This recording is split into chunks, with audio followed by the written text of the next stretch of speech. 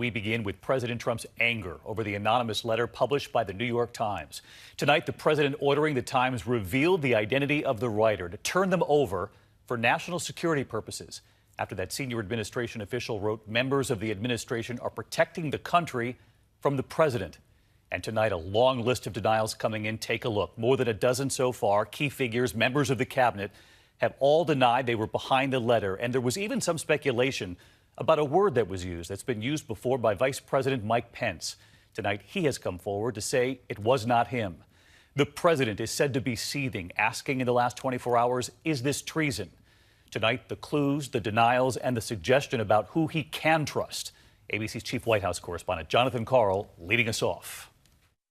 As he left the White House today, President Trump didn't say a single word about the enemy within. Mr. President, are you going to find out who wrote the op-ed?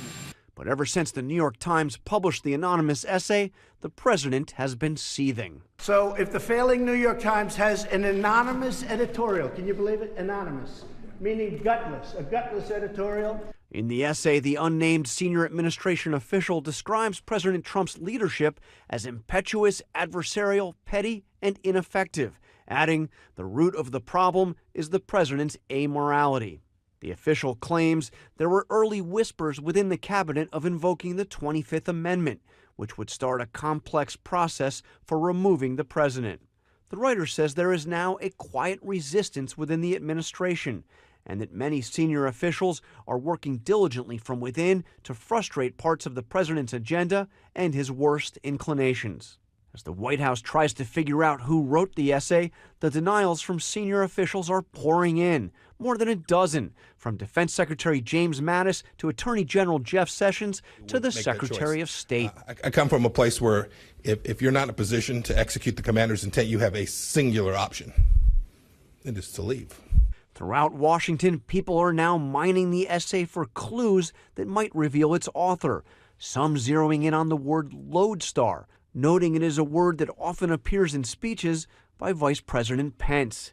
And today, even he felt the need to say it wasn't him. Well, I think it's a disgrace, and I think the New York Times should be ashamed, and I think whoever wrote this anonymous editorial should also be ashamed as well.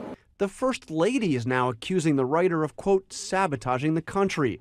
And the president is demanding the Times reveal the official's identity, tweeting, the Times must, for national security purposes, turn him/her over to government at once. With the paper's editors saying they won't do that, Press Secretary Sarah Sanders tweeted, if you want to know who the gutless loser is, call the opinion desk of the failing New York Times. But at least some Republicans say they aren't surprised by the essay. Anyone who's had any dealings with the White House knows this is exactly the way things have been from day one and are today. And today, the president's favorite cable news show is offering him some advice. Keep it all in the family. If I was the president, this is what I would do. I would get the people I could trust, which majorly is family, who have been very effective in Jared Kushner, Ivanka, if you want to bring Eric in, and I would put them in on almost all key meetings. Well, the message there, it would seem the president can now trust members of his own family, that they should be in the room. But John Karl live at the White House tonight. And John, everyone now trying to figure out who the writer is. This senior administration official, it seems to be the biggest hunt for a mole really since Watergate. The hunt is on, David, but it may be a long time before we find out who wrote this essay. Remember, when it comes to Watergate, it was more than 30 years before we found out who Deep Throat was. David? Right. John Karl leading us off again tonight. Thank you, John.